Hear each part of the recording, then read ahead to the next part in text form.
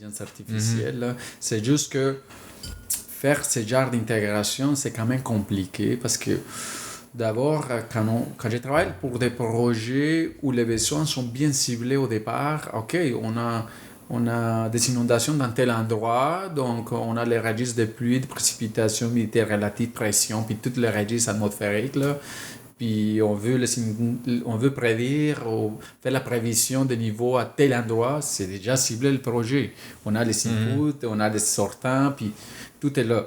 Mais quand tu arrives à une boîte comme la RANQ ou même Revenu Québec ou n'importe quel genre de boîte si grand, c'est cibler le problème, c'est le premier défi. Ouais. Et traduire le langage du monde, ce qu'ils veulent, puis comment le faire, c'est un premier grand défi en fait. Ok, déjà un problème plus de communication aussi, là. Une partie de communication. Oh, oui, ça prend une analyse d'affaires, puis ça prend un mindset en fait assez différent pour lui dire qu'est-ce qu'on peut faire, comment le faire, puis comment on veut vraiment bien focuser sur un problème avec un taux de succès assez grand pour s'investir là-dedans.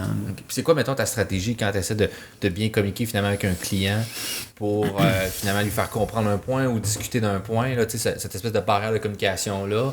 Quelle expérience, mettons, que tu as vue antérieure qui peut t'aider? Est-ce que ton expérience académique a aidé ou ça peut être une expérience privée? Je sais que c'est une question large, là. Oui, c'est très large. Très large, là. Je ratisse large, là, mettons. Là. Je ramasse tout ton background, là, puis dis-moi, là, qu'est-ce que tu penses, là. Mais... Bon, en fait... On dirait qu'on est en constant apprentissage, là, parce que tu vois, tu rentres dans un domaine où le langage corporatif, c'est un genre de langage. Tu rentres dans un autre domaine où le langage est complètement différent. Parce que corporativement, le langage s'installe. Il y a des mots-clés, il y a des choses qui arrivent, on est dans le mode lean, on est dans un mode agilité, puis plein d'affaires comme ça. DevOps, puis on y va, là. Ouais, c'est ça, donc il faut quand même qu'on mette un caméléon pour se camoufler avec tout ce genre de mots que les personnes comprennent, s'adaptent, parce qu'on ne peut pas non plus arriver puis vouloir changer les settings de l'entreprise pour s'adapter à l'intelligence artificielle. C'est plutôt à l'inverse, je pense.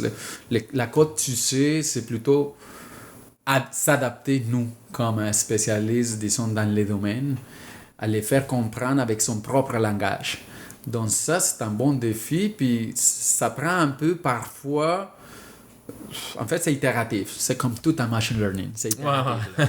Donc, on fait une présentation, puis on voit les yeux qui ferment, on doit regarder, on doit lire ce non-verbal là. Puis donc, on lit le document qui souvent il porte pour ces affaires comme gestionnaire. On dit, bon, ok, ça, je l'adapte pour ma présentation ici, là. C'est comme un jeu de comment m'intégrer moi aussi comme spécialiste dans son propre langage corporatif. Donc, je dirais que ça, c'est au niveau langage. Mais on ne parle pas encore de comment lui faire comprendre qu'est-ce qu'on fait. Donc, là, c'est un autre défi différent. Puis parce que, tu vois, maintenant, avec le buzzword Artificial Intelligence, les personnes pensent, OK, c'est l'intelligence artificielle, ça fait tout. Là. Je lui dis, mon chat veut manger du riz, donc il va pleuvoir plus tard. Ça n'a rien à voir. Donc la machine artificielle ne fait pas la magie. Là. Il y a quand même...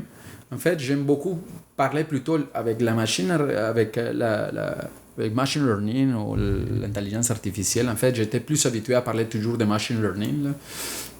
Mais...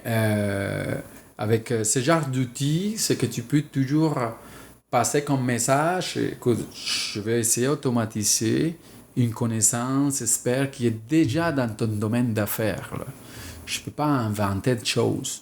Je peux découvrir peut-être des choses, des patterns à quelque part, mais ce sont des variables ou des mesures qu'au préalable, vous pensez qu'il y a déjà une liaison entre eux. Donc, c'est ça. Donc, pour parfois faire comprendre le secteur d'affaires que c'est ça, qu'on arrive pour optimiser plutôt que pour inventer, plutôt que pour découvrir, je sais pas, de nouvelles choses, c'est un peu compliqué. Ouais. Ouais, effectivement, parce que il y a déjà, la science est déjà quand même assez établie sur plusieurs secteurs. Fait que de dire, hey non, mais tout ce qui a été fait avant, c'est mauvais. On a souvent des bonnes intuitions de qu'est-ce qui se passe, mais on n'avait pas les ressources pour vraiment le valider à un autre niveau.